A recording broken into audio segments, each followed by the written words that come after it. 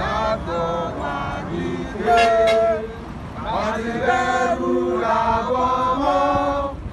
Ká ṣiṣẹ́, ká ṣiṣẹ́, ká ṣiṣẹ́ ká dọ̀la. Ìṣọ̀kan àtòmìnira ilé jẹ́ ká máa lépa. Tẹ̀síwájú ọmọ ire àtòhùn tó dára. Ọmọ ògbà dìde bọ́ sípò ẹ̀tọ́ rẹ. Ìwọ ni ìmọ́lẹ̀ ògo àdúrà wa. Yorùbá nation! Yorùbá nation! Yorùbá nation!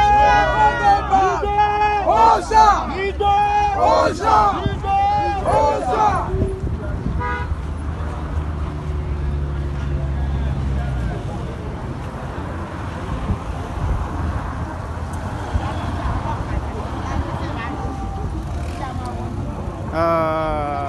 Yorùbá nation láti Ìbẹ̀jú Lẹ́kì local government.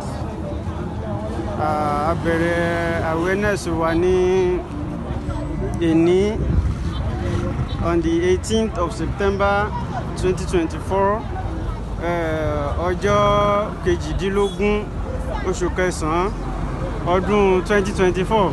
Ẹ fi ẹ̀ẹ́dẹ́gbẹ̀yẹn lẹ́nu àmàṣe síta ọdún 2024.